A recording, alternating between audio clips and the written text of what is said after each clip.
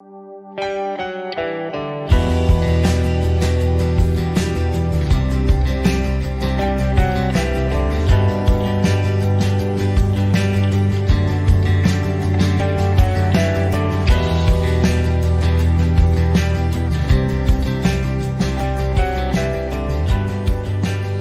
verset 16.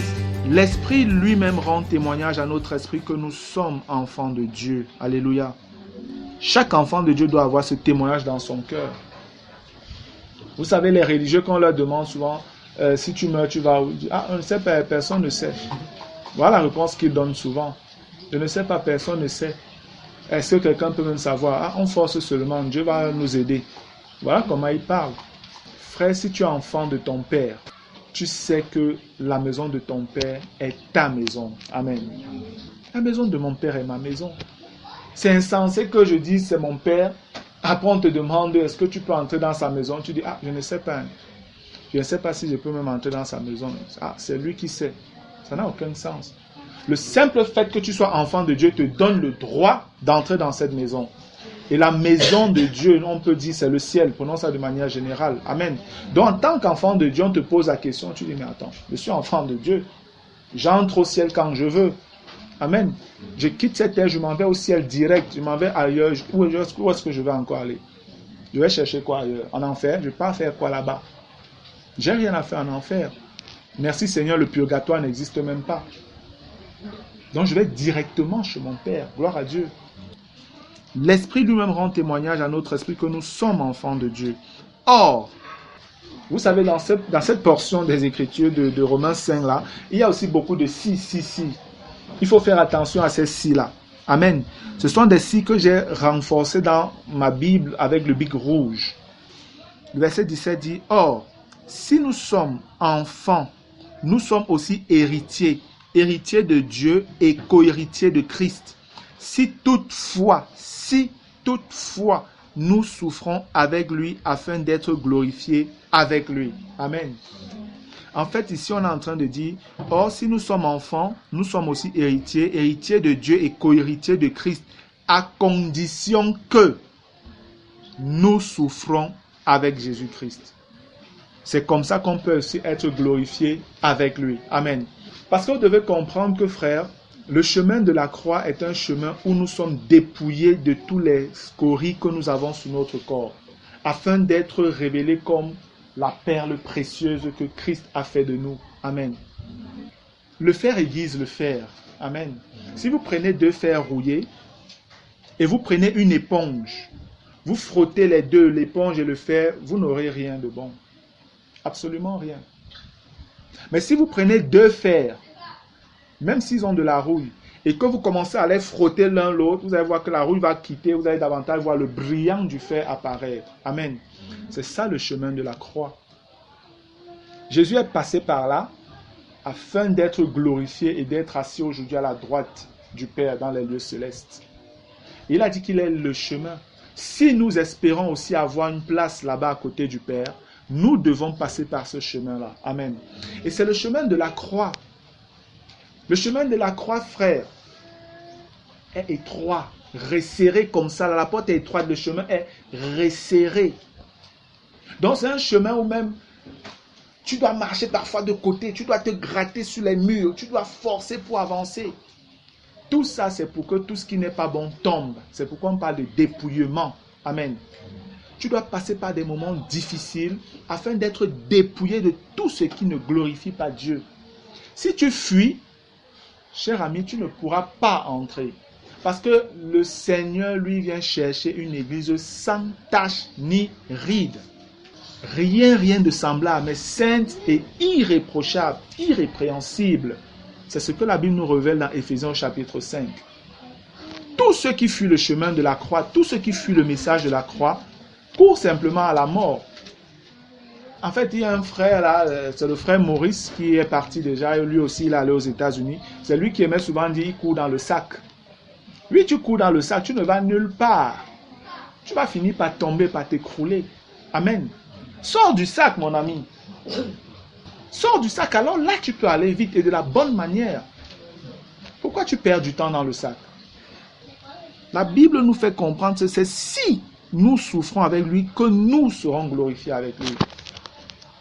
Donc ne tremblez plus devant la souffrance, ne tremblez plus devant les difficultés. Amen.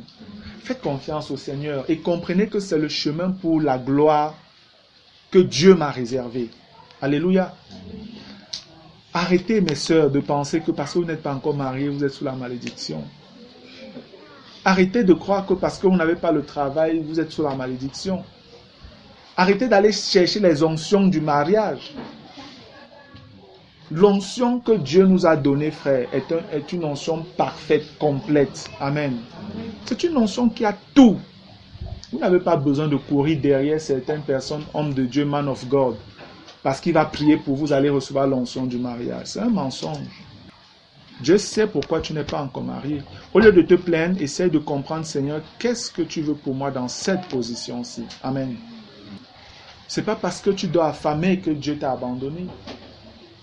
Il y a tellement de choses, frère, qui parfois amènent les gens à abandonner le Seigneur.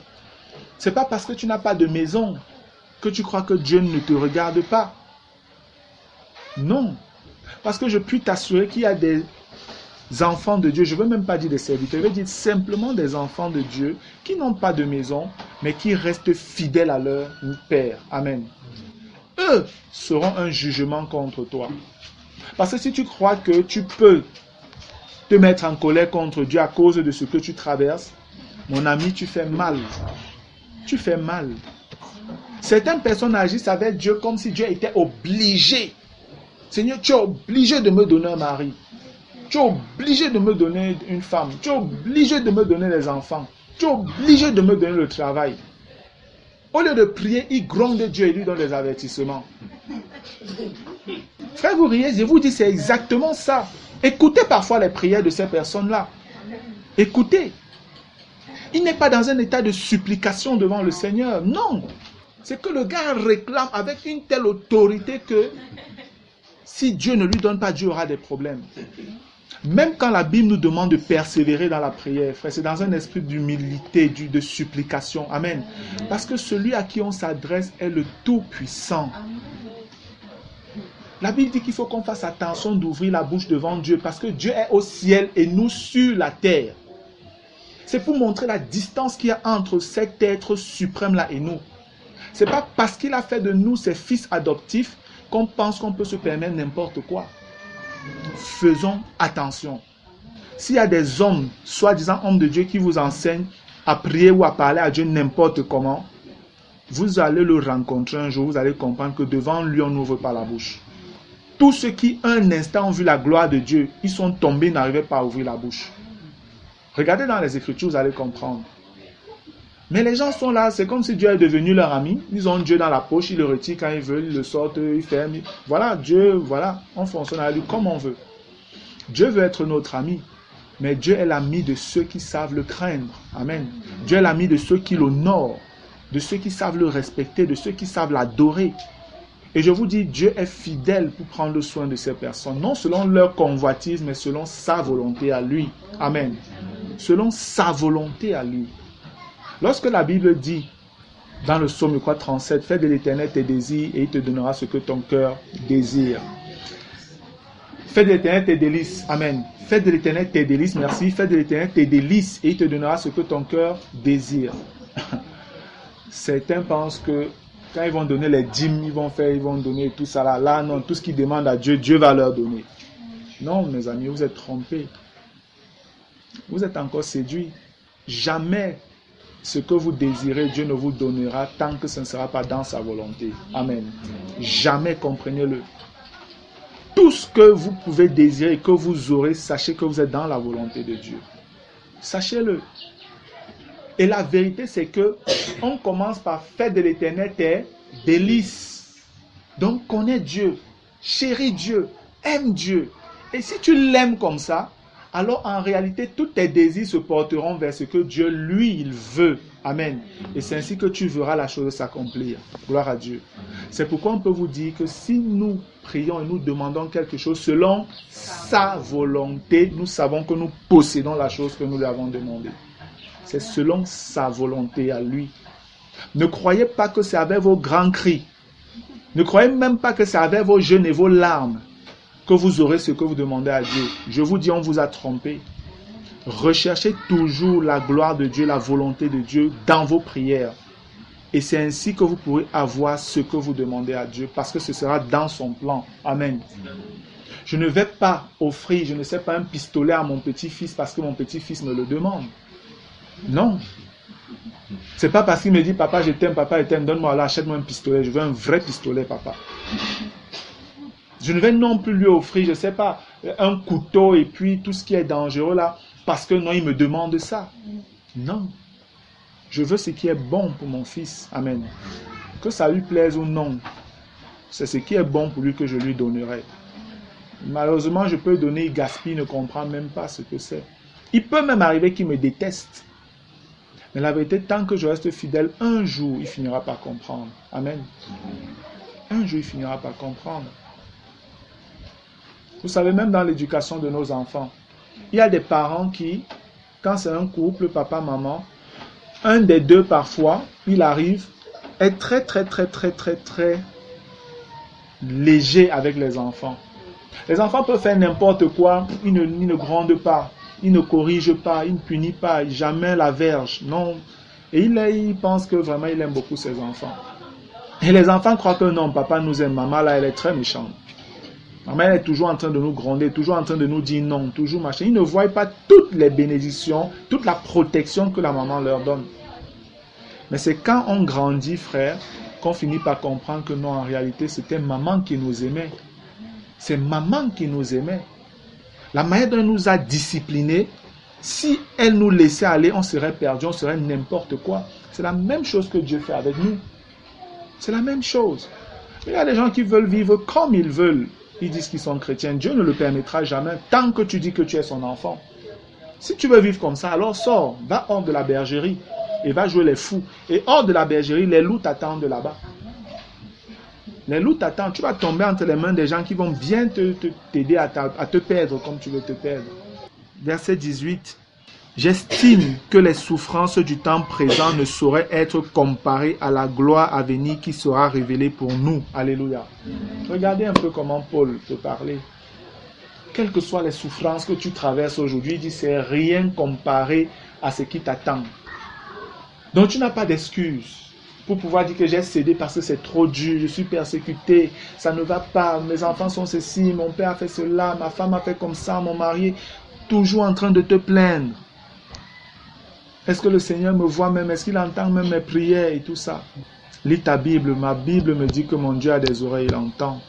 Il n'est pas sourd. Amen. Celui qui a fait l'oreille, vous pensez qu'il n'entend pas? Il te voit. C'est lui qui a fait les yeux. Tu as été fait à son image, à sa ressemblance. J'estime que les souffrances du temps présent ne sauraient être comparées à la gloire à venir qui sera révélée pour nous. Aussi la création attend-elle avec un ardent désir la révélation des fils de Dieu. Alléluia. Même la création soupire après la manifestation des véritables enfants de Dieu. Et ça, ce n'est pas simplement une chose qui est à venir. Même présentement, frère. Un enfant de Dieu, la manière dont il se comporte, manifeste un certain respect même vis-à-vis de la création. N'agit pas n'importe comment. Je vous dis, il n'agit pas n'importe comment vis-à-vis même des créatures. Autour, même les animaux, les arbres, tout ça là. C'est pas du désordre. C'est pas du désordre. Un enfant de Dieu est celui qui sait encore apprécier la nature dans son essence pure. Amen. Il est celui qui sait apprécier la beauté de la création. Ce sont les enfants de Dieu qui savent le faire. J'ai souvent écouté des témoignages de quelqu'un qui a vécu une vie, oh là là, en montant, descendant dans la folie du péché. Mais quand la personne croit, la personne vous dit, je me suis rendu compte qu'il y a le soleil en haut. Est-ce que vous vous rendez compte? Elle parlait du soleil souvent même, mais jamais elle n'a pu contempler la gloire de Dieu au travers du soleil. Là, il commence à dire, hey, il y a le soleil, le jour, la lune, les étoiles, les fleurs. Ça commence à être comme si c'est qui n'a jamais été dans ce monde. Parce qu'en réalité, il était en prison. Amen. Il était enchaîné dans les ténèbres du péché. Mais quand Christ vient et casse sa prison, La lumière jaillit à l'intérieur. Amen. Ses yeux s'ouvrent, il commence à contempler les merveilles du Seigneur. Gloire à Dieu. Bien-aimé, si tu n'as pas souvent soif d'apprécier la nature, crie à Dieu. Demande-lui d'ouvrir ton cœur à cela. Amen. Tu dois pouvoir désirer aller voir la mer. Si tu as l'occasion, va voir la mer. Va voir la mer, va contempler. Va voir toutes les merveilles de Dieu. Va, je ne sais pas, va dans des jardins, va en forêt, voilà, va en campagne, va au village. Ou encore, tu peux... Une fois, j'étais avec des camarades quand j'étais encore à l'université. On a fait un voyage pour la ville de Banjul à l'ouest du Cameroun. Frère, je vais vous dire que à un moment, il était dans les coups de 19 heures. La nuit, j'ai l'impression, tombe un peu trop vite à l'ouest. Je ne sais pas trop, mais c'est ce que j'ai remarqué. Mais à 19 heures, j'étais à l'intérieur. À un moment, je suis sorti. Frère, quand je suis sorti, je vais dire que j'ai été un peu effrayé et émerveillé en même temps. Quand je suis sorti, j'ai vu une multitude d'étoiles. Je n'avais jamais vu ça à Yaoundé ou à Douala. Jamais, les deux villes où j'ai résidé, jamais. Mais là, à l'ouest, dans cette campagne, au village, j'ai dit le ciel était tout noir. Et les étoiles, j'avais l'impression que je pouvais les toucher. Et c'était regroupé. Je n'avais jamais vu autant d'étoiles regroupées en même temps. Parce que parfois, quand tu as un des doigts, là, je ne sais pas, le ciel est même très loin. Peut-être parce que dans cette ville-là, c'est plus de péché, que même le ciel s'éloigne. Donc, les étoiles sont loin. Tu vois une étoile ici, tu vois une encore là-bas. Tu dois chercher pour voir une étoile. Mes frères, je vous dis, je suis sorti. J'avais l'impression que le ciel était couvert d'étoiles. Tout brillant d'étoiles. J'étais émerveillé. Donc, je suis rentré rapidement dans la maison. J'ai appelé mes camarades. Au milieu, il y avait des païens et certaines sœurs. Oui, il y avait 2 sœurs avec nous. Et les autres, c'était des païens. Je les ai appelés, venez voir, venez voir, venez voir. Ils sont sortis, ils ont commencé à contempler. Eux-mêmes étaient émerveillés. Amen. Ils étaient émerveillés, frère. C'était tellement beau. Tellement beau. Mais combien de personnes prennent le temps de lever la tête la nuit pour essayer de contempler les étoiles et la lune? Très peu. Parce que le péché. Parce que le péché. Et on nous fait comprendre que même la création est consciente de cela. Elle aussi, elle attend de voir les enfants de Dieu qui peuvent reconnaître sa beauté, sa valeur. Verset 20. Car la création a été soumise à la vanité, non de son gré, mais à cause de celui qui l'y a soumise. Celui qui a soumis la création à la vanité, c'est Dieu. Mais à cause d'Adam. Amen. C'est à cause d'Adam que la création aujourd'hui subit également le péché. Amen. Gloire à Dieu. Nous devons donc bien comprendre, bien-aimés, la création désire que les véritables fils de Dieu soient manifestés, soient révélés. Amen. Les animaux attendent cela aussi. Tout ce qui existe attend voir la gloire de Christ, le fruit de l'œuvre de Christ manifesté dans nos vies. Même les animaux attendent ça. C'est pourquoi quand on vous parle du millénium, on vous parle d'un royaume, d'un moment de paix. Amen. Où l'agneau et le lion auront le même gîte. Où un enfant comme ça pourra être avec un serpent sans qu'il ne lui fasse de mal. Parce que lorsque les fils de Dieu seront révélés sur la terre, dans leur état de gloire, en marchant, frère, même le serpent va se prosterner devant toi. Même le lion va se prosterner. Amen. Parce qu'en toi, ils vont voir Christ. Alléluia. C'est la gloire que Dieu nous réserve. C'est pourquoi on nous fait comprendre que Christ, notre vie est cachée en Christ. Amen. Lorsque Christ, notre vie paraîtra, nous paraîtrons avec lui dans la gloire et pour la gloire. Amen. Et vous savez, ce verset, j'ai souvent, quand je le lisais, j'attendais toujours le millénaire pour voir ça, pour voir comment la gloire de Christ va être manifestée. Et le Saint-Esprit m'a fait comprendre que non, ce n'est pas une affaire simplement du millénaire. Aujourd'hui aussi, c'est possible. Amen. On peut voir Christ paraître au travers de toi. Amen. Comprenez bien ce que je suis en train de dire. On peut voir Christ paraître aujourd'hui au travers de toi et on voit la gloire de Christ au travers de toi aujourd'hui, à condition que tu marches selon que Dieu le demande. Amen. Je vous dis, frère, parce que si tu es fidèle et tu marches dans la volonté de Dieu, tu seras un instrument utile entre les mains du Seigneur pour venir en bénédiction dans la vie des hommes. Et les hommes seront émerveillés. Les hommes seront émerveillés. Regardez combien le Seigneur est fidèle et se manifeste davantage au milieu de nous. Ou dans nos sorties d'évangélisation, il n'y a plus une sortie d'évangélisation où il n'y a pas de guérison miraculeuse. Gloire à Dieu. Le Seigneur est en train de se manifester.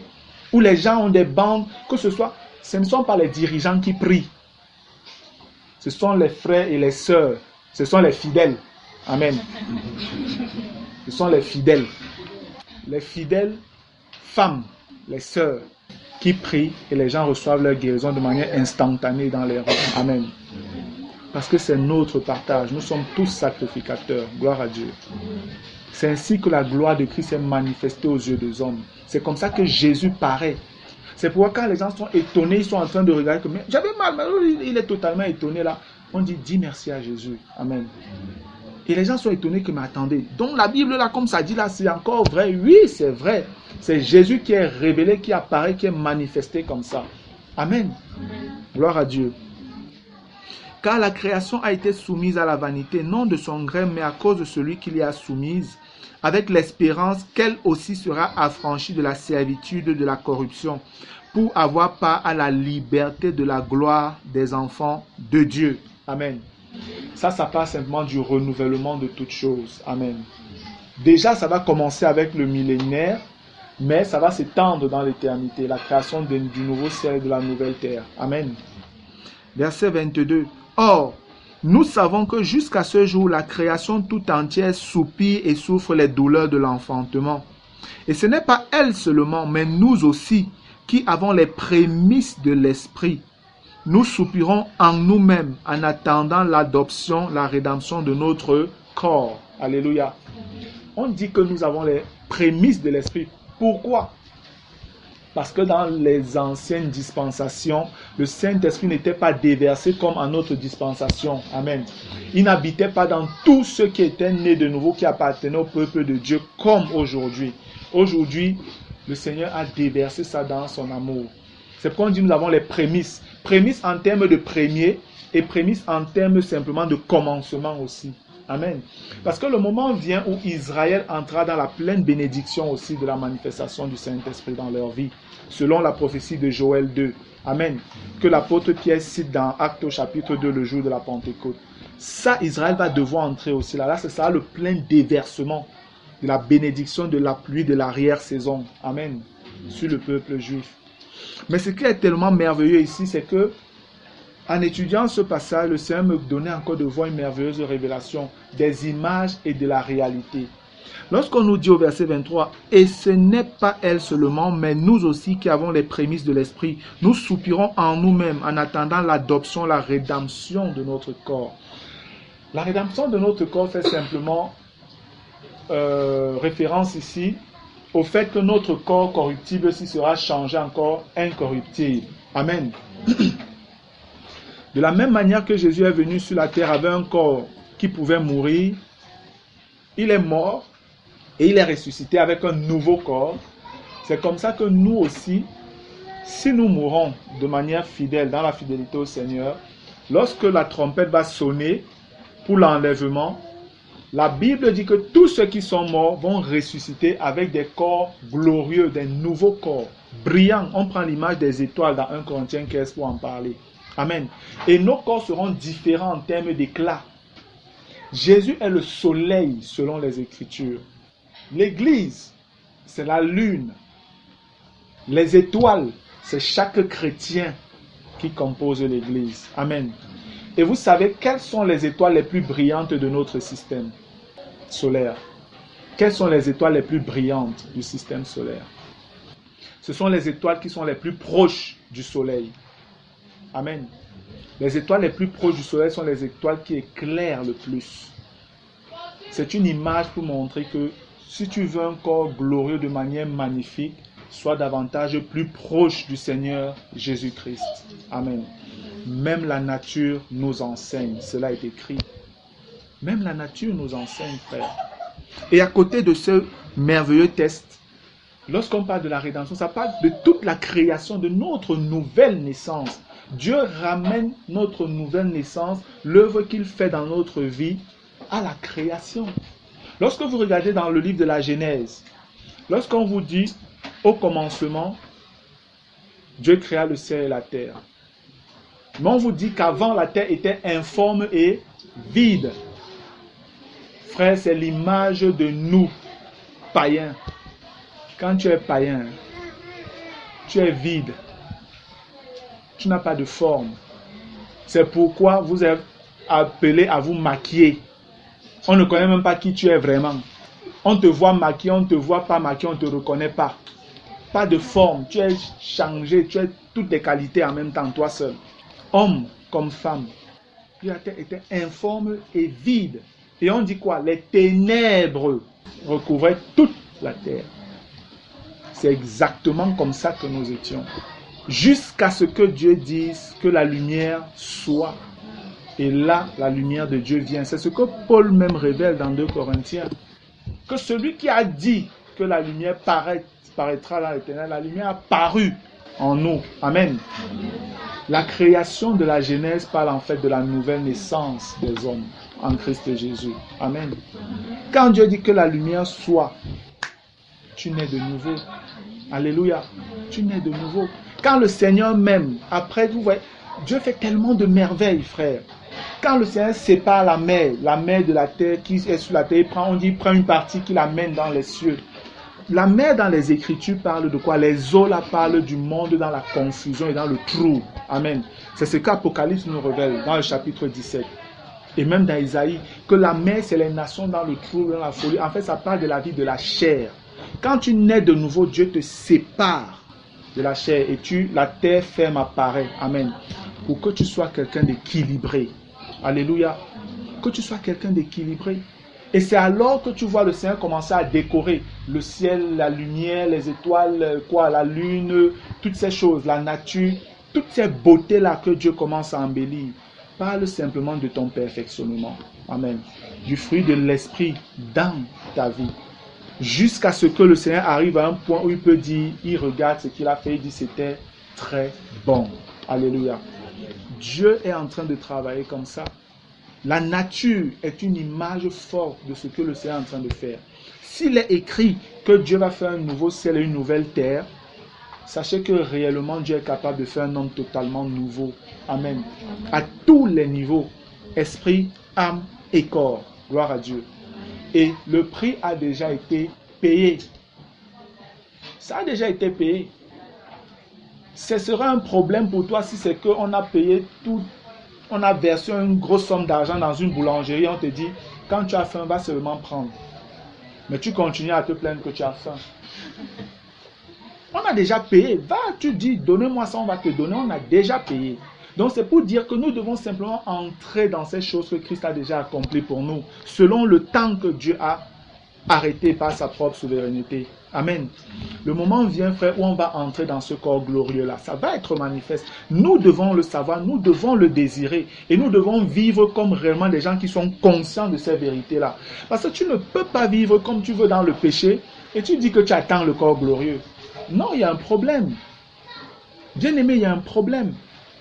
Mais la promesse de Dieu, elle est certaine. Amen. La promesse de Dieu est sûre. Dieu ne ment pas, il n'est pas un homme. Verset 24.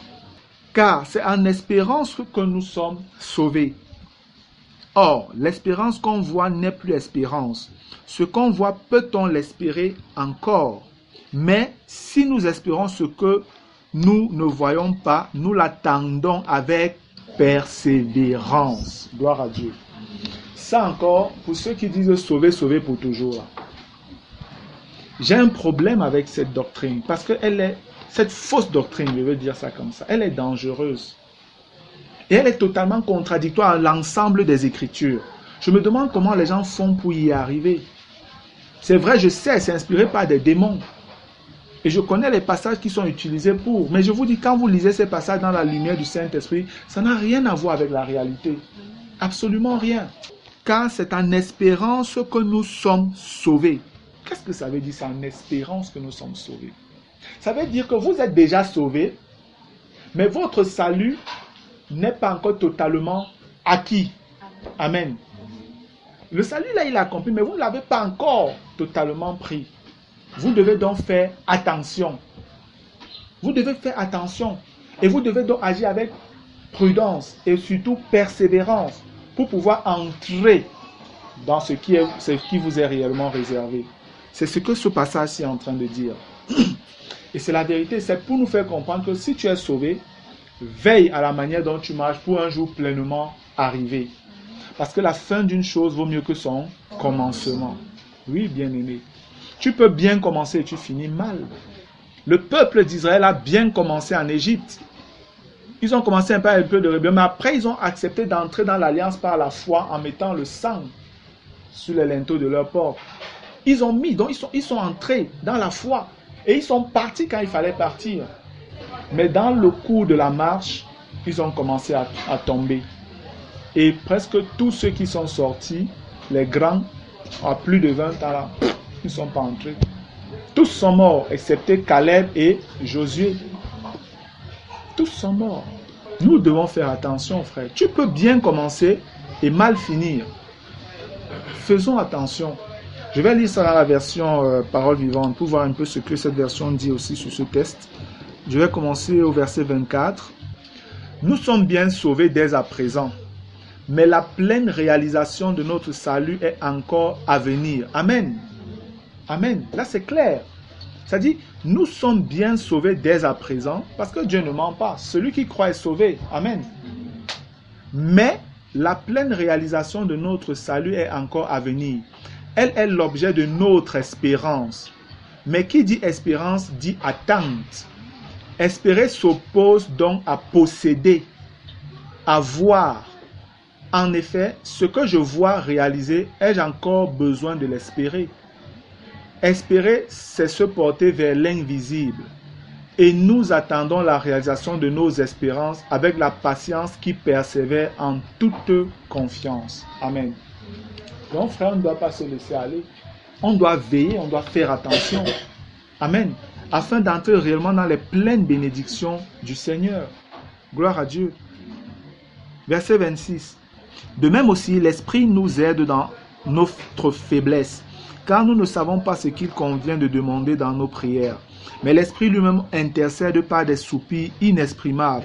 Et celui qui sonde les cœurs connaît la pensée de l'Esprit, parce que c'est selon Dieu qu'il intercède en faveur des saints. Amen. Ce passage est merveilleux parce qu'il nous donne de comprendre qu'il suffit juste qu'on s'accroche au Seigneur et on va y arriver. Amen. Parce que le Saint-Esprit est là, disposé, frère, à œuvrer pour que nous réussissions. Amen. C'est ce que je disais, nous sommes sous le ministère du Saint-Esprit. Et le Saint-Esprit ne peut pas échouer. Est-ce que Christ a échoué? Jésus n'a pas échoué, n'est-ce pas? Est-ce que les gens vont aller en enfer? Hein? Oui. Alors que Jésus a réussi, n'est-ce pas? Pour dire que ça ne dépend que de l'homme s'il veut être sauvé. Amen. De la même manière pour le chrétien. Si tu veux tenir ferme et avancer, ça ne dépend que de toi. Il n'y a personne et rien qui puisse t'arracher de la main de Dieu si ce n'est toi-même encore. Amen. C'est toi qui peux dire je ne veux plus. Et le Seigneur dit si quelqu'un me renie, je le renie aussi. Ce n'est pas quelqu'un qui vient t'amener machin truc à renier.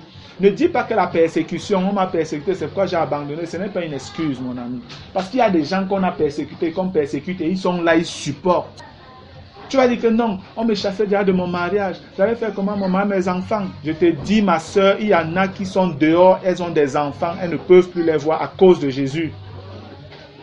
Amen. Non, c'est l'école. Papa a dit qu'il n'allait plus me payer l'école.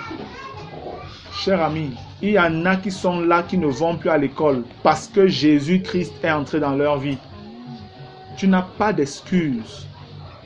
Il n'y a rien, je dis rien sur la terre qui puisse empêcher quelqu'un de suivre Jésus-Christ, si ce n'est lui-même. Comprenez ça très bien. Ne trouvez jamais d'excuses en disant que non, c'est dur, non, on m'a persécuté, non, on a dit que, non, il a fait que, elle a fait que. Tu te trompes, tu te séduis toi-même. Mon ami, répands-toi et recommence. Amen. De même aussi, l'Esprit nous aide dans notre faiblesse, car nous ne savons pas ce qu'il convient de demander dans nos prières. Mais l'Esprit lui-même intercède par des soupirs inexprimables. Et celui qui sonde les cœurs connaît la pensée de l'Esprit, parce que c'est selon Dieu qu'il intercède en faveur des saints. Alléluia. Ce qui est merveilleux ici, on voit la référence au Père, au Fils et au Saint-Esprit ici. Ça, je vais faire un clin d'œil à ceux qui disent que la Trinité est diabolique. Vraiment, ne tombez pas dans ce piège-là. Ne tombez pas dans le piège de dire une chose aussi grave. Les gens ont un problème peut-être avec un mot, Trinité, ils ne comprennent pas. Mais la réalité de cette vérité est là dans les Écritures. Amen. Il y a un Père, il y a un Fils, il y a un Saint-Esprit. Et ces trois-là ne sont pas une même personne. Non. Amen. Ces trois personnes distinctes qui forment un dans leur unité, selon la compréhension juive. Amen. Selon la compréhension juive. Chez les Juifs, il n'y a pas de confusion. Comme nous sommes dans la confusion. C'est pourquoi quand vous regardez certains textes de l'Ancien Testament, la chose ressort clairement qu'il y a une multiplicité dans la divinité chrétienne. D'où le terme Elohim. Amen. Elohim parle des dieux, les dieux. Et quand on dit les dieux, on est en train de parler de l'éternel. Amen. Plusieurs passages, frères, font référence à ça dans les Écritures, dans l'Ancien comme dans le Nouveau Testament.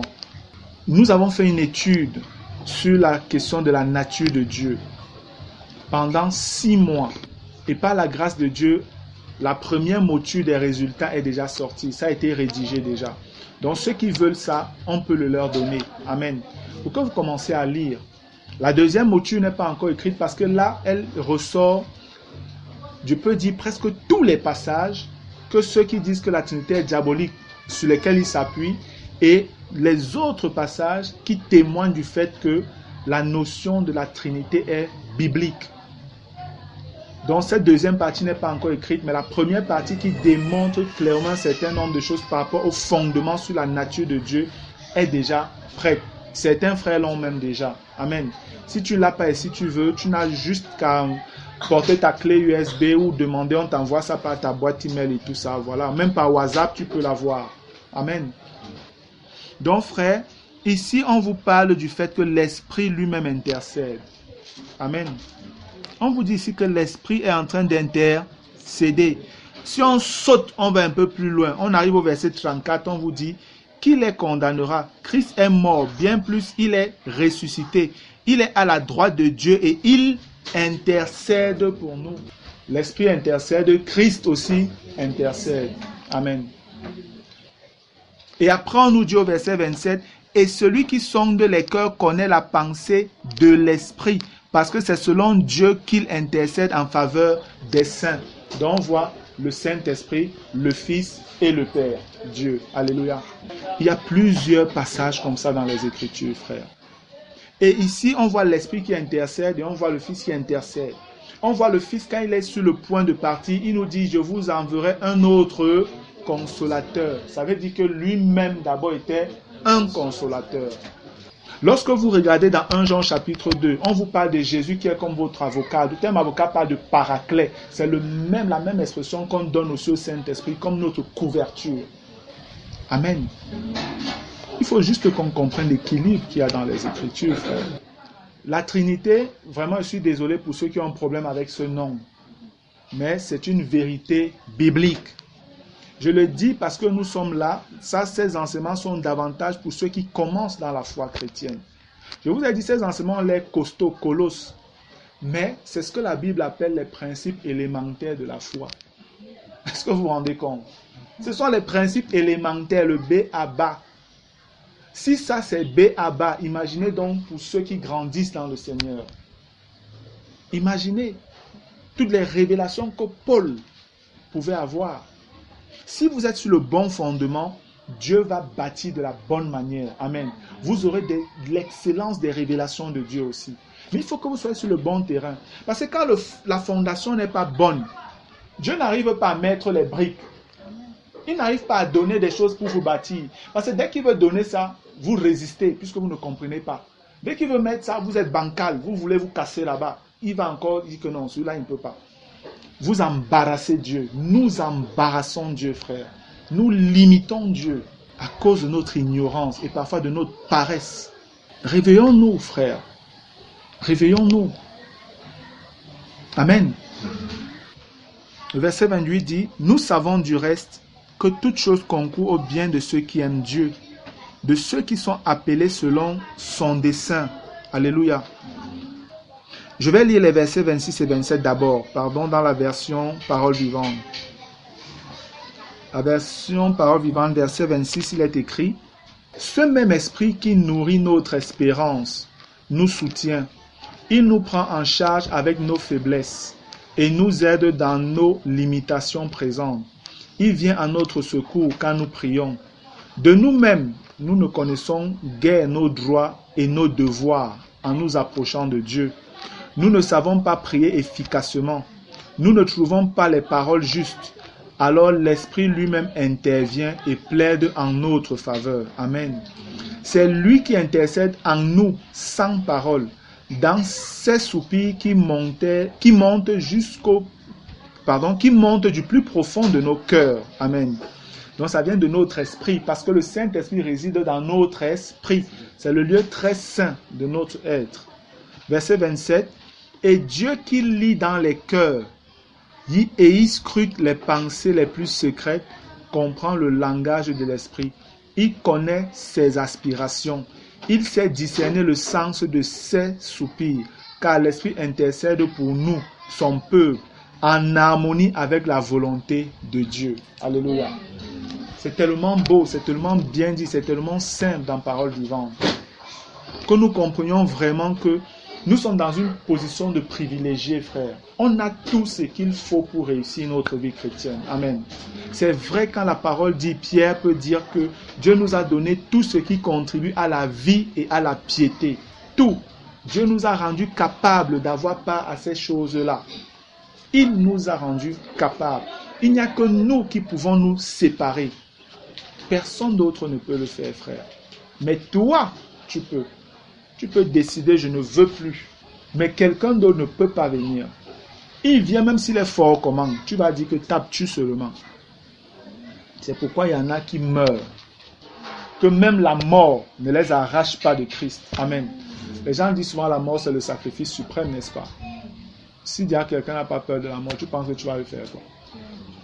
Est-ce que vous savez combien de personnes souffrent dans les prisons des pays communistes, la Russie, Chine et tout ça?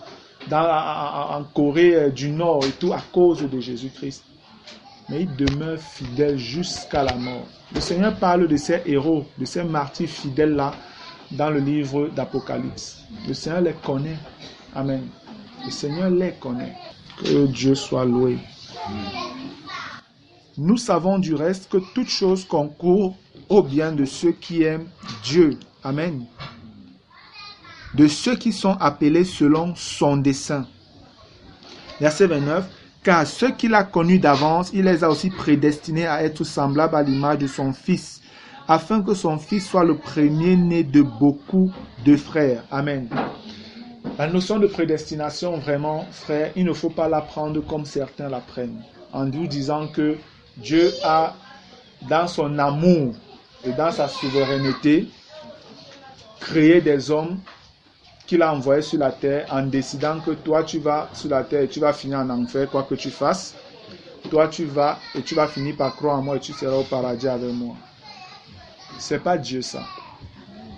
Non, c'est pas Dieu. La notion de prédestination selon Dieu est liée à sa préscience. Amen. Du fait que Dieu connaît d'avance les choses qui vont arriver. Et il travaille dans ce sens afin que ce qu'il a perçu puisse arriver selon sa volonté. Amen. Chaque homme est responsable du salut de son âme ou pas. Chaque homme. Sinon, l'enfer n'aurait aucun sens. Pourquoi Dieu enverrait les gens là en enfer si c'est lui qui les a programmés pour y aller? Est-ce que ce serait encore juste? Non. Est-ce que c'est ça la souveraineté de Dieu? Non. Mais si vous voulez bien comprendre la souveraineté de Dieu, étudiez Romains 9, 10, 11 sous l'onction du Saint-Esprit. Amen. C'est où vous pouvez comprendre exactement ce que c'est que la souveraineté de Dieu. Ce que c'est que la prédestination même réellement. Car ceux qu'il a connus d'avance, il les a aussi prédestinés à être semblables à l'image de son Fils, afin que son Fils soit le premier-né de beaucoup de frères. Et ceux qu'il a prédestinés, il les a aussi appelés. Et ceux qu'il a appelés, il les a aussi justifiés. Et ceux qu'il a justifiés, il les a aussi glorifiés. Que dirons-nous donc à l'égard de ces choses? Si Dieu est pour nous, qui sera contre nous? Alléluia. Lui qui n'a point épargné son propre Fils, mais qui l'a livré pour nous tous, comment ne nous donnera-t-il pas aussi toutes choses avec lui? Qui accusera les élus de Dieu? C'est Dieu qui justifie. Amen. Qui les condamnera? Christ est mort. Bien plus, il est ressuscité. Alléluia. La mort et la résurrection de Christ vont ensemble. La croix. Amen. La croix et la puissance de résurrection sont des choses qu'on ne peut pas séparer. Il est ressuscité. Il est à la droite de Dieu. Amen. Et il intercède pour nous. Alléluia. Il y a un homme fait de chair et de sang qui est assis à la droite de Dieu à l'instant où je parle et qui est le représentant de l'humanité des hommes. Amen. Par cet homme-là, nous avons la faveur, nous avons accès au trône de la grâce, nous avons la faveur de Dieu à cause de cet homme-là. Cet homme est Jésus-Christ de Nazareth. Amen. Si quelqu'un veut le salut, si tu es un homme, tu veux le salut, crie simplement à Jésus. Jésus, je sais que tu l'as accompli, je sais que tu es bon, je sais que tu es merveilleux. Seigneur, je veux aussi recevoir de toi ce salut-là. Jésus est infini. L'œuvre de Christ en termes de salut est inépuisable. Amen. Jésus est capable de sauver toute la terre. Et c'est pour ça que son sacrifice a été fait. Jésus est mort pour tous les hommes. Tous les hommes. Je suivais un monsieur qui disait que le monde et nous, les hommes sont déjà à 8 milliards. Nous sommes déjà à 8 milliards sur la terre. Si c'est vrai, Jésus n'a aucun problème à sauver 8 milliards de personnes. Amen. Il ne va jamais manquer de place dans la demeure de Dieu. Jamais. Parce que si vous voulez voir le nombre d'anges, d'archanges, de séraphins, de chérubins qui existent, qui dépassent le milliard là. Mais là-bas, chacun a sa place. Amen. L'amour de Dieu est si vaste. Son œuvre est si grande. Son salut est si profond que chacun peut trouver son compte dedans. Amen. Homme, c'est toi qui es responsable. Dieu n'est pas responsable. Et personne d'autre n'est responsable. Amen. Qui les condamnera? Verset 34, Romains 8. Christ est mort, bien plus, il est ressuscité. Il est à la droite de Dieu et il intercède pour nous. Alléluia. Le verset 35 dit, gloire à Dieu, voilà ce que je disais. Qui nous séparera de l'amour de Christ? Sera-ce la tribulation? On te dit clairement, tu sais que c'est non. Est-ce que c'est à cause des tribulations que tu vas être séparé de Christ? Ou l'angoisse? Est-ce que c'est parce que tu as peur que ton mari va te chasser, que ta mère va te taper, que ton père va plus payer ton... Est-ce que c'est à cause de ça que tu vas être séparé de Christ, mon ami? Ou la persécution? Même la persécution n'est pas une raison pour être séparé de Jésus-Christ. Quel que soit ce qu'on doit te faire. Parce qu'il y en a qui ont subi la persécution, ils sont restés fidèles. Amen. Ils sont morts dans la persécution pour Jésus-Christ. Ou la faim. Ou la faim. Vous savez, donc il y a les gens qui abandonnent le sang à cause de la famine, frère. Je vous dis. Il y a les gens qui abandonnent le sang à cause de la nourriture. C'est ce qu'on voit, je crois, c'est dans Philippe. On dit même c'est les gens qui sont ennemis de la croix. Parce qu'ils ont pour Dieu leur ventre. Donc à cause de la nourriture, ils abandonnent le chemin de la croix. Et vous allez voir que la majorité ici, là, ce sont les hommes de Dieu. Soi-disant hommes de Dieu. Les fidèles même ils savent. Parce qu'ils vont rester affamés parce qu'il faut donner à l'homme de Dieu. Mais l'homme de Dieu, en prenant, il s'est détourné déjà du message. Frère, voilà, c'est mentionné. Donc le Seigneur sait qu'il y a des gens qui l'abandonnent à cause de la famine. Mais Dieu dit, ce n'est pas une excuse. C'est pourquoi il vous dit, ce n'est pas parce que tu dors affamé que tu crois que Dieu t'a abandonné et tu as le droit de te plaindre. Non. Dieu a réglé déjà ce problème. Ou la nudité, mes chères sœurs. Ce n'est pas parce que tu n'as pas 4 cabas, 5 robes, 3 jupes, 5 ballerines, 3 coscos, et je ne sais même pas quoi encore, que tu vas abandonner Jésus-Christ. Pardon. Oui, parce que les femmes et les habits, c'est un sérieux problème. Les femmes et le vêtement, c'est un sérieux problème. La nudité, ça part du vêtement. Donc Dieu te dit à toi, je veux dire ma soeur, j'ai envie de dire ma soeur, bon, je vais quand même mettre les frères aussi dedans. Parce que je sais que même dans les Écritures, quand on parle du problème de vêtements, ce sont les femmes. Ce sont les femmes. Et vous êtes là, mes soeurs, vous êtes témoins, vous savez que c'est vrai. Combien vous prenez tellement de temps pour votre apparence extérieure, avec un aspect particulier sur le vêtement. Les femmes sont souvent émerveillées, frère. Tu vas voir une femme habillée jusqu'au sac, sa mari avec son habit et les chaussures. Tu me lances, tous on achète ensemble, où on passe le temps, et j'ai souvent écouté des soeurs, des femmes dire, non, j'ai la robe bleue aussi, il me faut aller au marché pour chercher un bon sac bleu. Donc, parce qu'elle a un habit bleu, il faut à tout prix qu'elle trouve un truc qui marie avec, après un foulard, après les lunettes, après les chaussures. Ah, mes soeurs, oh! Le Seigneur nous fait comprendre que tout ça vous distrait. Et certaines abandonnent Dieu à cause de cela. Non pas souvent parce qu'elles n'ont même pas d'habits, mais parce qu'elles sont trop portées aux habits. C'est ça en fait. Faites attention. Tu vas voir les gens avec une garde-robe. Oui. Chaque jour que tu la vois, c'est un nouvel habit. Tu te demandes qu'elle a une boutique. Qu'est-ce qu'elle fait? Même pas la nudité n'est une excuse. Amen. Même pas la nudité. Ou le péril, donc le danger. Est-ce que c'est parce qu'on va venir, on va te tuer, machin et tout ça? Non, tu n'as pas le droit. Ou encore l'épée, la mort. Quand on parle de l'épée, c'est est-ce que même la mort, à cause de la mort, tu vas abandonner Jésus? Toutes ces questions-là, vous savez que les réponses sont non. Amen. Non, non, non, non, non. Jusqu'à la mort, nous te serons fidèles. Voilà, c'est ça. Jusqu'à la mort. On aime bien chanter ça. Mes frères, il faut souvent réfléchir dessus. Amen. Je vais vous avouer qu'il y a un moment dans ma vie chrétienne où j'avais du mal à chanter certains cantiques. Sincèrement. Dès que je commençais à chanter, je sentais le Saint-Esprit qui me disait, est-ce que c'est vrai dans ta vie? Je suis sérieux. J'avais du mal et je m'arrêtais. C'est où je m'arrête, je lis encore bien les paroles du cantique, je dis que, hey, ça, c'est vrai, Seigneur, qu'il y a un problème. J'ai souvent dit à certains frères, même avec les cantiques anciens, là, vous pouvez prier. Amen. Vous pouvez prier avec les cantiques.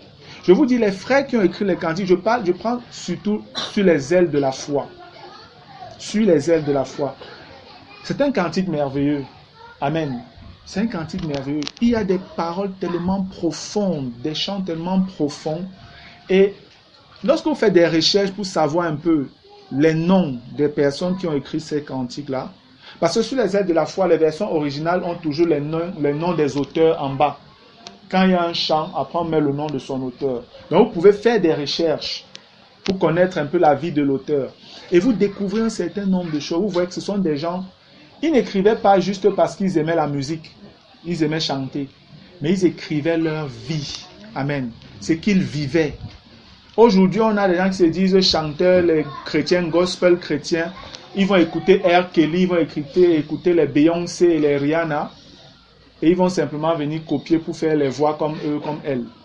Parce qu'ils voient, ils vont commencer à apprendre à chanter. Non, c'est pas ça. C'est pas ça, chanter pour Jésus-Christ. Chantez vos vies. Amen. La Bible parle des cantiques nouveaux. Je partageais avec une sœur ici. Et elle me disait, mes frères, pourquoi est-ce qu'on ne chante pas beaucoup au milieu de nous et tout? Je lui ai demandé, ma soeur, quand est-ce que tu as voulu chanter ou apprendre à chanter? On a refusé. Ah oui? Je lui ai dit, quand est-ce que toi tu as voulu chanter ou tu as voulu apprendre un chant? On a refusé. Vous êtes toujours en train de regarder ce qui ne va pas, mais vous ne faites rien pour que ça aille. Je suis désolé. Toi, tu as fait quoi? Combien de fois, frère, vous êtes témoin, je vous ai exhorté que les bien-aimés qui peuvent avoir la facilité à composer des chants, par rapport à notre vie de communauté, d'assemblée, d'enfants de Dieu, vous savez ce qu'on a souvent traversé comme difficulté. Vous savez aussi ce qu'on traverse comme bénédiction. Vous pouvez composer des chants. Vous priez, vous demandez au Seigneur de vous inspirer en fonction des circonstances que nous vivons. Et vous composez des chants. Vous pensez que ceux qui ont fait le cantique des cantiques là, ou encore ceux qui ont fait sur les ailes de la foi, vous croyez qu'eux, c'était des personnes très, très, très spéciales? Non, c'était des hommes comme vous. C'était des femmes comme vous. Vous pouvez aussi écrire. Et vos cantiques, vos chants peuvent être des sujets de bénédiction, car même après, on met dans un seul recueil et on distribue à d'autres frères. Amen. Ça devient un sujet de bénédiction pour eux. Écrivons notre histoire avec Dieu. Amen. Écrivons notre histoire avec Dieu. Écris ton histoire avec Dieu, bien-aimé. Je reprends le verset 35 rapidement. Qui nous séparera de l'amour de Christ? Sera-ce la tribulation, ou l'angoisse, ou la persécution, ou la faim, ou la nudité, ou le péril, ou l'épée? Non. Selon qu'il est écrit, c'est à cause de toi qu'on nous met à mort tout le jour, qu'on nous regarde comme des brebis destinées à la boucherie. Oh, regardez comment on nous regarde, nos chrétiens, comme les balayus du monde, les perdus. Combien de fois on t'a pas insulté? Comment une belle femme comme toi? Qu'est-ce que tu peux même faire? Comment on a pu te séduire? Une belle femme, tu fais quoi là-bas? Regarde comment tu t'habilles. Ça parce que tu t'habilles de manière pudique et avec décence. De manière avec pudeur et tout ça. Donc frère, le monde est devenu fou, bien-aimé. Je suis tellement chagriné parfois dans mon cœur à cause du comportement de ceux qui s'appellent chrétiens. Tu es chrétien, mais tu es plus désolé, tu as honte de ce que les gens se moquent de toi. Est-ce que ce n'est pas le monde à l'envers? Sérieux.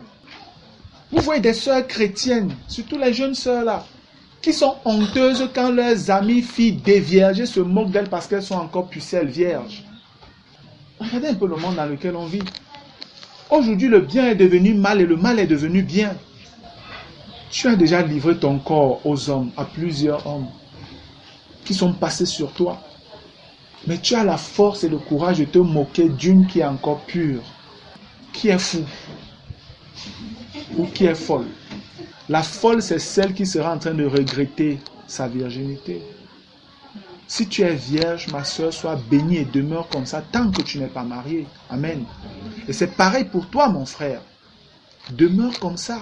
Pour moi, je vais vous dire, aujourd'hui dans le Seigneur, je bénis le Seigneur et je vais dire que je me glorifie par sa grâce du fait que je n'ai jamais connu de femme avant mon mariage. Amen. Et je me suis marié à 28 ans. Je me suis marié à 28 ans. La seule femme que j'ai connue jusqu'à aujourd'hui, c'est mon épouse. Gloire au Seigneur Jésus-Christ. Je peux m'en vanter. Amen. Et quand je prêche l'évangile, parfois je mets au défi certains jeunes, certains messieurs, certaines femmes, avec ce témoignage de ma vie. Pour moi, c'est un sujet de gloire, ce n'est pas un sujet de honte. C'est une folie de penser que je dois goûter à toutes les femmes, comme j'ai entendu certains hommes dire, avant de me marier. Si ce n'est pas une pensée animale, d'où est-ce que ça vient? Si ce n'est pas une pensée démoniaque, d'où est-ce que ça vient? Comment certaines personnes qui se préservent dans la pureté peuvent être chagrinées de ce qu'on se moque d'eux dans cette attitude? Vous devez voir un fou, une folle en face de vous. Mais réveillez-vous. Je me rappelle, j'étais sur un plateau de tournage une fois et j'écoutais une conversation des jeunes là qui étaient des acteurs et actrices. Et ils s'acharnaient sur une jeune fille là, une toute petite fille. Toute petite, elle devait avoir peut-être dans les 16 ans comme ça. On l'a tellement acculée, on se moquait d'elle. Ah, dis donc, est-ce que tu connais même les hommes? Tu as même un petit et tout ça. Est-ce que tu as un petit copain et tout? Elle était là toute triste et tout. Après on dit ah, dis donc machin. Et puis elle a dit que qui vous a dit ça? Moi aussi, je connais déjà les hommes. On dit ah bon, tu as accouché? Elle dit que oui. Que moi aussi, je connais. Dès qu'elle a dit ça, on l'a lâché. Quand elle a dit ça, on l'a lâché. Mais elle était tellement mal, je l'ai ressenti. Après, quand il y a eu un moment de pause, les gens se sont écartés, je suis allé vers elle pour essayer de discuter avec elle. Frère, je me suis rendu compte que cette petite fille était chrétienne. Elle était née de nouveau. C'était la fille d'un ancien, d'une dénomination dans notre pays. Et je lui ai demandé, mais tu es chrétienne et tu viens d'avouer devant tes camarades que tu as déjà couché avec les hommes. C'est où il me dit, non, non, non, non. En fait, j'ai dit ça seulement pour qu'il me laisse tranquille, parce que j'avais honte, comme il disait que... Frère, je vous dis des choses vraies, c'est ce que j'ai vécu parce qu'on m'a raconté. Et si cet enfant est dans cet état, c'est parce qu'on ne lui enseigne pas qui elle est. Amen. Parce qu'on ne lui enseigne pas, elle ne sait pas quelle est la valeur qu'elle a dans sa position. Elle est dans la masse comme ça, aucun enseignement véritable. Et pour elle, c'est comme si c'était grave que de ne pas encore connaître un homme. Elle avait à peine 16 ans. Nous devons comprendre les droits, l'honneur, je veux dire, la gloire que Dieu nous réserve dans l'obéissance à sa parole. Amen. Nous devons l'enseigner à nos enfants dès leur bas âge. Ils doivent comprendre, ils doivent connaître ça. Afin qu'ils sachent que non, ça c'est pas normal. Voici ce qui est normal. Et voilà comment les autres pensent. Ça fait que vos enfants évoluent de manière équilibrée. Amen. Et vous gardez une race pure à côté de vous. Que d'avoir des enfants de vous, vous voyez des dirigeants qui ont des enfants rebelles, plongés dans l'infidélité, dans la fornication, dans toutes sortes de pourritures, de péchés là dehors. Simplement parce que on n'a pas su comment prendre soin d'eux selon l'Esprit du Seigneur. Et tout ça pourrit l'Église, frère. Le christianisme, je veux dire, est totalement anéanti par ces choses. Parce que l'Église de Christ du Seigneur sait comment il préserve son Église. Alléluia. Verset 37. Mais dans toutes ces choses, nous sommes plus que vainqueurs par celui qui nous a aimés. Amen. Si tu tiens ferme, frère, le Seigneur Jésus-Christ saura te soutenir. Tout ce que tu traverses, c'est pour un peu de temps. Les persécutions, les tribulations, la famine, la nudité, tout ce que nous avons dit là, le péril, l'épée, c'est juste pour un peu de temps. Même si tu devais mourir, frère, le moment vient où tu seras glorifié. Amen. Le Seigneur va te glorifier. Le moment vient où tous ceux-là qui t'ont traité de n'importe quoi verront exactement qui tu es. Ils le verront. Verset 38. Car j'ai l'assurance que ni la mort, ni la vie, ni les choses présentes, ni les choses à venir, ni les puissances, ni la hauteur, ni la profondeur, ni aucune autre créature ne pourra mais j'ai envie de dire, me séparer de l'amour de Dieu manifesté en Jésus-Christ, mon Seigneur. Amen. Frère, c'est ce que j'étais en train de vous dire. Rien dans le ciel, sur la terre, sous la terre, ne peut t'arracher de Jésus-Christ. Amen. Rien. Les êtres angéliques, célestes, comme les êtres démoniaques, les démons et les êtres humains ne peuvent pas te séparer de l'amour de Dieu. Le monde est visible comme le monde invisible. La vie ou la mort, rien. Il n'y a que toi qui peux décider de te séparer. Amen. Il n'y a que toi. Vous savez, ceux qui disent que sauver, sauver pour toujours, s'appuient souvent sur ce passage. Vous dites que voilà, on a dit que rien ne peut rien. Donc, dès que j'ai cru. Rien. Ça encore, c'est parce qu'ils lisent toujours avec le voile des chapitres. Le voile des versets. Mais si c'est que vous continuez la lecture au chapitre 9, vous allez comprendre que non, le Seigneur est en train de mettre des gens en garde. Ce n'est pas parce que je viens de dire ce que j'ai dit au verset 38 et 39 là, que vous devez croire que non, oh là là, je suis chrétien et puis ça va, c'est bon, maintenant je peux m'amuser. Non. Parce qu'on va continuer au verset 1 du chapitre 9, il est écrit: je dis la vérité en Christ, je ne manque point. Ma conscience m'en rend témoignage par le Saint-Esprit. J'éprouve une grande tristesse et j'ai dans le cœur un chagrin continuel, car je voudrais moi-même être anathème et séparé de Christ pour mes frères, mes parents selon la chair. Paul qui est juif, il est en train de parler ici des juifs spécifiquement. Amen. Après il dit au verset 4, qui sont israélites, comprenez bien, à qui appartient l'adoption, la gloire, les alliances, la loi, le culte, les promesses et les patriarches. Et en plus, de qui est issu selon la chair, le Christ, qui est au-dessus de toutes choses, Dieu béni éternellement. Amen. Voilà tout ce qui est réservé, tout qui était réservé pour les Juifs. Nous sommes entrés également dans ces bénédictions-ci, amen, par la foi, sous le ministère de l'Esprit en Jésus-Christ. Et on continue en nous disant au verset 6, « Ce n'est point à dire que la parole de Dieu soit restée sans effet, car tous ceux qui descendent d'Israël ne sont pas Israël. » Amen. Écoutez, faites le rapport avec ce qu'il vient de dire au verset 38 et 39. Il dit, tous ceux qui descendent d'Israël ne sont pas Israël. Il va expliquer ce qu'il est en train de dire après. Il dit, et bien qu'ils soient la postérité d'Abraham, ils ne sont pas tous ses enfants. Mais il est dit quoi? En Isaac, tu auras une postérité appelée de ton nom. Amen. Verset 8. C'est-à-dire que ce ne sont pas, là il donne l'explication, c'est-à-dire que ce ne sont pas les enfants de la chair qui sont enfants de Dieu, mais que ce sont les enfants de la promesse qui sont regardés comme la postérité. Alléluia. C'est pour simplement dire que ce n'est pas le fait de devenir chrétien qui te rassure que non, je suis sauvé éternellement, c'est bon, je peux faire comme je veux. Amen. C'est ce qu'il est en train de dire. Parce que les Israélites, de manière naturelle, étaient fils d'Abraham. Mais on dit que ce n'est pas parce qu'ils étaient sortis d'Abraham que forcément ils étaient dans le salut. Amen. Non. Et quand vous regardez quelqu'un comme Isaac, Isaac était fils de qui? Abraham, n'est-ce pas? Ismaël était fils de qui? Abraham.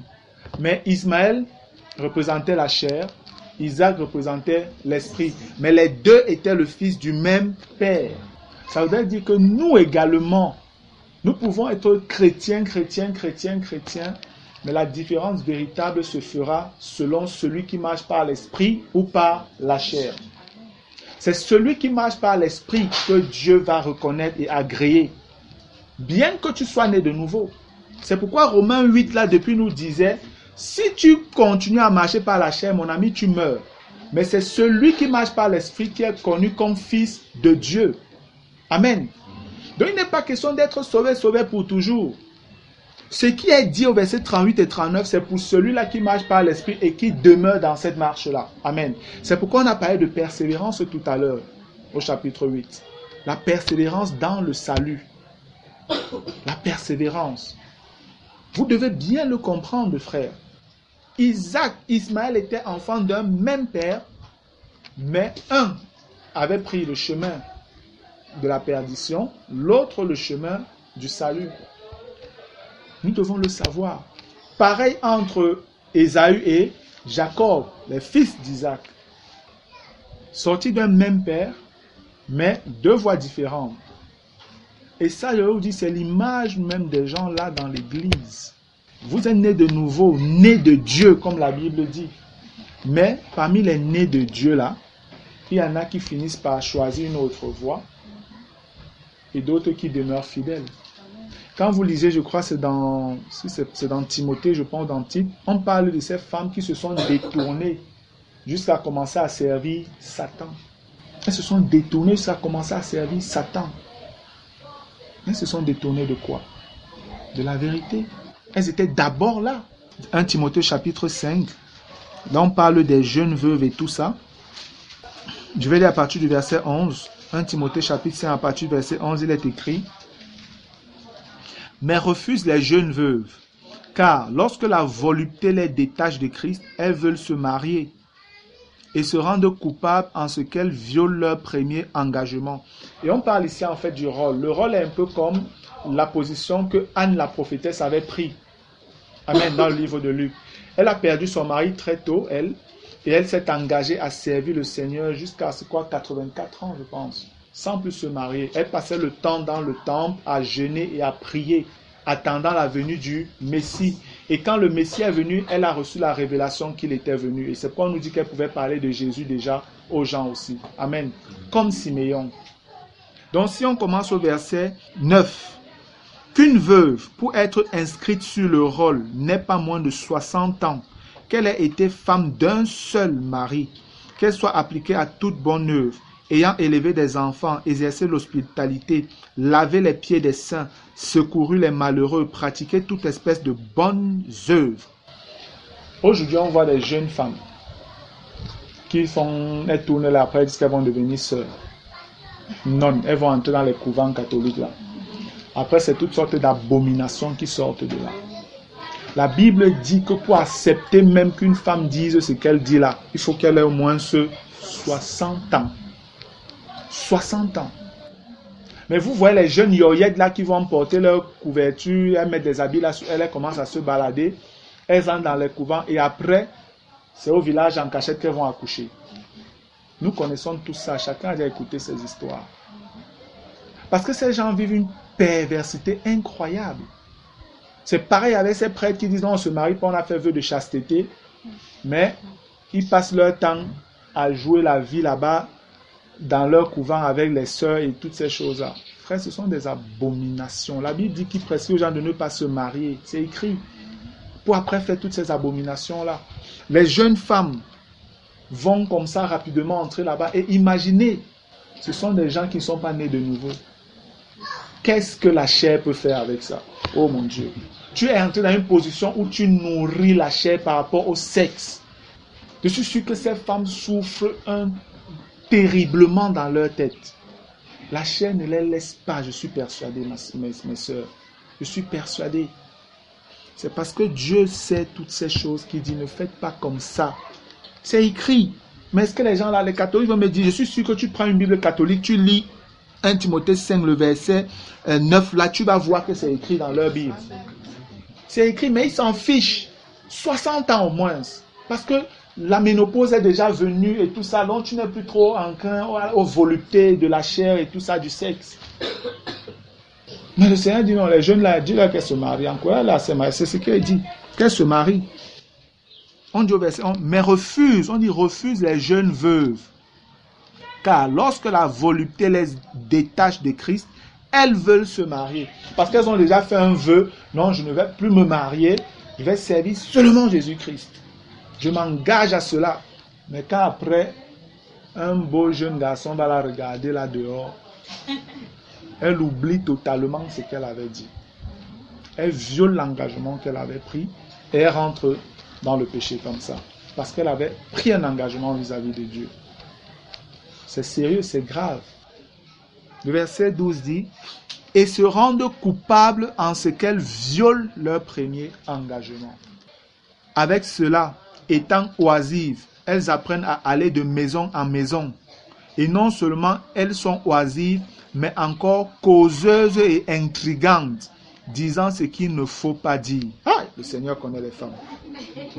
Verset 14. Je veux donc que les jeunes se marient, qu'elles aient des enfants, qu'elles dirigent leur maison, qu'elles ne donnent à l'adversaire aucune occasion de médire. Car, écoutez, car, verset 15, déjà quelques-unes se sont détournées pour suivre Satan. Les sœurs fidèles. Donc nous devons comprendre, frère, que Christ est mort, ou alors Christ est venu dans ce monde. Il a vécu comme un simple homme, dans une perfection qui a satisfait le cœur du Père, de Dieu. Et Christ était venu selon le dessein arrêté du Père, à cause de la chute de nos premiers parents, Adam et Ève. Le Seigneur savait pourquoi il était venu. Dans les rouleaux, il était question de lui. Il est venu, il a accompli la mission qu'il devait accomplir par une vie de sainteté parfaite, par sa mort et par sa résurrection. Amen. À cause de sa piété, il a été ressuscité. Gloire à Dieu. Et dans cette position, il a été élevé au ciel. Aujourd'hui, il siège à la droite de Dieu le Père. D'où il intercède aujourd'hui pour son Église qu'il est en train de préparer avec l'aide du Saint-Esprit.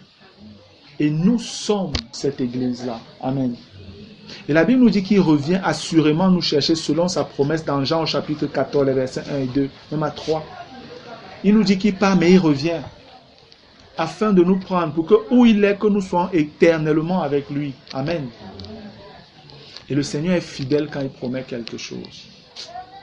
Mais il dit aussi qu'il vient chercher une église sans tache, ni ride, ni rien de semblable, mais sainte et irréprochable, irrépréhensible. Frères et sœurs, c'est à toi qu'il s'adresse.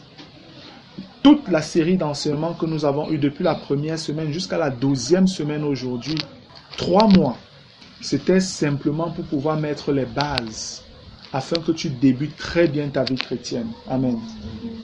Et que si même tu avais déjà commencé, mais tu n'avais pas ces bases et tu vivais une vie totalement dominée par le péché, que tu puisses rectifier le tir. Amen. Et recommencer avec Dieu sans honte. Même si on t'appelle déjà pasteur, ancien, bishop, archibishop, apôtre, prophète, je ne sais pas trop quoi encore. Frère, humilie-toi et recommence à zéro sur des bonnes bases avec le Seigneur. Amen. Jésus ne bénira jamais ce que lui-même n'a pas accompli. Ne commence pas à faire ta chose, après tu dis à Jésus, viens bénir. Non. Entre dans la bénédiction de ce que lui, il a commencé à faire. Amen. Entre dans ce que lui, il est en train de faire. Ne commence pas ta part et puis tu l'appelles, viens bénir. Non. Arrêtons cette séduction. Arrêtons, vraiment. Je vous exhorte, frères, à reconsidérer vraiment vos voies. À reconsidérer vos voies. N'ayez pas honte de recommencer. N'ayez pas honte. Et pour vous qui êtes en train de commencer, bénissez le Seigneur de ce que vous connaissez ces choses dès les débuts de votre marche avec lui. Amen. Vous n'aurez pas à souffrir. Frère, c'est avec beaucoup de douleur, dans beaucoup de souffrance, que j'ai appris ces choses, que je partage avec vous depuis. Parce que je n'ai pas eu cette grâce d'avoir à côté de moi des grands frères dans la foi, ou des grandes sœurs qui pouvaient me dire non, voici comment on doit avancer. J'étais dans des systèmes. Il y avait des pasteurs et des dirigeants, mais ils faisaient leurs choses. Nous, on les regardait comme des héros. Mais pour être après désillusionné quand on apprenait comment il est tombé dans l'adultère, comment il couche avec telle sœur, comment. C'est triste de parler de tout ça, frère. Ce n'est pas de gaieté de cœur. Je ne veux salir personne, mais je dis ce qui est vrai. Nous devons laver le linge sale en famille. Amen. Et pour ça, on doit se dire la vérité. On doit reconnaître encore tout ce qui nous-mêmes gangrène notre vie afin de crier au Seigneur. Donc voilà, frère, ce que, comme je l'ai dit au départ, j'avais prévu, par la grâce de Dieu, partager avec vous. Aujourd'hui, comme je l'ai dit au départ, en réalité, le chapitre 8 clôt cette série d'enseignements. Mais je pense que nous allons terminer réellement samedi avec comment connaître la volonté de Dieu. Amen. C'est pas long et c'est beaucoup plus pratique. C'est beaucoup plus pratique parce que c'est important. Ça pourra peut-être éviter un certain nombre de toujours venir me voir, frère, comment on fait pour connaître la volonté de Dieu, comment. Mais la vérité, c'est que comme ça, de manière très simple, bien aimé, si vous aimez Dieu, si vous passez du temps avec lui, vous connaîtrez toujours sa volonté. Amen. Voilà ce que je peux vous dire en termes d'introduction. Passez du temps avec Dieu et vous connaîtrez sa volonté. Tout simplement. Donc voilà, bien aimé, je bénis vraiment le Seigneur qui nous a conduits jusqu'ici. Cet enseignement, je veux dire vraiment, j'ai couru. Je vous ai dit qu'avec les premiers frères qui sont arrivés, que le Seigneur a amenés vers moi, on avait passé 11 mois pour donner cette série d'enseignements. C'est vrai que ce n'était peut-être pas aussi riche que cela parce que du temps a passé, le Seigneur m'a encore donné de comprendre un certain nombre de choses que j'ai partagées avec vous, que même les premiers n'ont pas eu. Et c'est pour vous allez voir, chaque fois qu'ils arrivent, ils prennent directement ça dans leur clé aussi pour aller encore écouter, amen, afin d'ajouter à ce qu'ils avaient déjà reçu. Mais, je l'ai dit et je veux le dire, et c'est la parole qui le confirme, frère, ce sont les b.a.-ba de la foi. Ce sont les b.a.-ba. Donc ne pensez pas que vous êtes devenu spirituel parce que vous avez écouté ça. Non, c'est juste pour commencer. Amen. C'est pour commencer que vous avez reçu ces enseignements. Maintenant, je vous exhorte, je vous encourage, bien-aimés, à prendre du temps, vous-même, tout seul, dans votre communion avec Dieu, dans votre relation intime avec votre Père, pour pouvoir souvent écouter, réécouter et réécouter encore ces enseignements, avec votre Bible à côté. Amen. Dans la prière, priez, demandez au Seigneur, dès que quelque chose vous touche, priez. Parce que présentement, je vais vous dire, vous avez écouté, mais vous n'avez pas encore compris. Amen. Je le sais, vous avez écouté, mais vous n'avez pas encore compris. pour que vous compreniez, que vous entrez dans la connaissance de la chose. Parce que pour moi, connaissance, c'est vie. Connaissance, c'est vie. Amen. Pour vivre ça, je saurais que vous avez compris quand je vous verrai réellement vivre. On se connaît, on est ensemble constamment. Amen.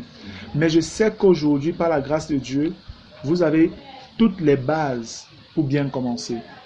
Allez sur ces bases-là, cherchez davantage le Seigneur, frère, et je suis sûr qu'il vous donnera encore plus que ce que j'ai pu dire. Parce que je suis allé un peu vite.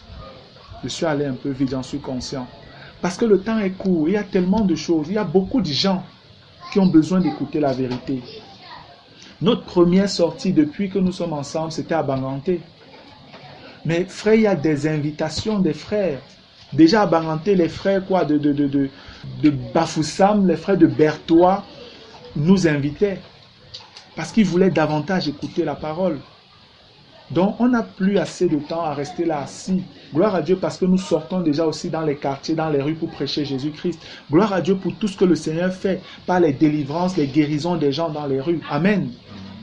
Vous avez reçu beaucoup, frères. Le Seigneur vous demandera beaucoup. Vraiment, je puis dire devant Dieu que maintenant, Seigneur, mon cœur est tranquille du fait que j'ai pu partager toutes ces choses avec vous. Maintenant, moi, mon désir, c'est, sur ces bases, je veux vous aider à grandir aussi. Que nous grandissions ensemble. Amen. Que le Seigneur puisse bâtir sur ces bases. Qu'on avance ensemble sur ces bases-là. Parce qu'il y a un certain nombre de choses qu'on ne pouvait pas aisément dire. Pour vous qui êtes surtout nouveaux, pendant qu'on partageait. Parce qu'il y a des termes, des expressions qu'on utilisait qui pouvaient être difficiles à comprendre pour vous. Tout ça, j'ai expliqué ici. Ça fait que maintenant, je me sens une pleine liberté de prendre n'importe quel passage dans les Écritures, dans l'Ancien comme dans le Nouveau Testament, évangile comme épître, pour pouvoir partager avec vous. Amen. Parce que vous avez reçu au moins les éléments de base. Maintenant, n'allez pas juste garder ça chez vous. Je vous encourage, frères, si vous avez la grâce d'avoir un poste radio, ou alors, je ne sais pas, un laptop, un ordinateur, un instrument qui peut vous permettre d'écouter ces audios chez vous. Frère, faites comme moi. Pendant que j'étais en apprentissage de ces choses-là devant le Seigneur, quand le Seigneur me conduisait vers un enseignement qui me bénissait d'un frère, je ne sais pas, de quelqu'un, surtout les audios ou les vidéos, quand il y avait du son, frère, je vais vous dire que je les mettais, je mets un peu de volume, je peux être à la cuisine en train de laver les assiettes, je peux être en train de laver le sol, je peux m'être en train de me doucher, je mets ça. Constamment, c'est ça que j'écoutais. Et c'était donc souvent comme ça qu'après un moment, une chose que j'ai même souvent écouté, quelque chose me frappe, bang, là j'arrête ce que je fais, je rentre rapidement pour bien écouter. Qu'est-ce que je viens d'écouter là? Et quand j'écoute, je prends ma Bible, les assiettes attendent un peu maintenant, et je commence à consulter les Écritures. Et là, une révélation, une lumière j'ai reçue. Amen. Ça faisait une de plus. Et c'est comme ça que j'avançais. C'est comme ça que j'avançais. Et je vais vous dire que jusqu'à aujourd'hui, c'est la même chose que je fais. C'est la même chose. Donc, je vous encourage à écouter et à réécouter, frère. D'un trait, vous n'allez pas vous en sortir. Prenez le temps, première semaine, vous écoutez ce que vous avez écouté. C'est vrai, ces enseignements sont longs. Il y en a de 2 heures, il y a même un de 3 heures. Ça me dérange un peu, mais ce n'est pas un souci, ça va être réglé. Ce que je prévois faire, c'est faire des divisions de ces enseignements-là par semaine. Si j'ai donné un enseignement pendant une semaine, un enseignement peut-être qui fait dans les 2h30, je vais diviser ça en 2. Amen. Je vais diviser ça en 2 parties pour que vous puissiez suivre de manière souple, sans être trop acculé. Amen. Voilà un peu ce que j'ai eu à cœur par rapport à ces longueurs-là. Donc, on va séparer ces enseignements-là et puis mettre à la disposition de certains comme d'autres l'ont déjà. Gloire à Dieu. Donc, bien aimés, voilà, vraiment, je vous encourage et je prie que le Seigneur lui-même continue à vous enseigner. Ces enseignements, vous qui êtes là, vous avez la bénédiction de m'écouter directement comme ça en live et après, on a souvent des séances d'échange. Je n'enregistre pas souvent les échanges, questions-réponses parce que ça fera encore très long. Et après, vous savez, il y a aussi l'enseignement qui va suivre avec les frères du soir. Donc, on n'a pas souvent beaucoup de temps. C'est pourquoi je n'enregistre pas les questions-réponses. Les bien-aimés qui, je ne sais pas, peut-être sont à l'extérieur du pays, dans d'autres villes qui suivent ça. Voilà, s'il y a des questions, ceux par qui vous avez reçu ces enseignements, contactez-les Et je suis sûr qu'ils pourront vous donner mon contact, mon adresse email ou le téléphone ou WhatsApp. Et vraiment, je suis disposé à répondre à toutes les questions. Amen. Que le nom du Seigneur soit loué. Seigneur notre Dieu, nous te rendons grâce une fois de plus pour ta bonté, pour ta fidélité. Seigneur, je te suis infiniment reconnaissant de ce que tu nous as soutenus pendant ces 12 semaines jusqu'à ce jour, Seigneur. Reçois toute la gloire. Ma joie est grande et je suis reconnaissant même de ce jour qui est, Seigneur, le dernier jour de l'année 2016. Et c'est où nous finissons aussi cet enseignement même, Seigneur.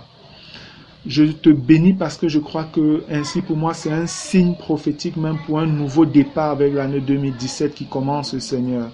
Je te bénis donc pour ce que tu vas encore faire avec nous aussi longtemps que notre Seigneur, Maître et Roi tardera à venir dans son amour parce qu'il veut que plusieurs écoutent et soient sauvés, ô Dieu. Merci encore, Papa, pour toutes tes grâces infinies dans nos vies. Merci pour ce que tu as fait dans ma vie pendant ce moment, pour ce que tu as fait dans la vie de mes frères et sœurs, et pour ce que tu vas aussi faire dans la vie de tous ceux qui vont écouter ces enseignements, aussi loin que tu permettras que cela puisse aller.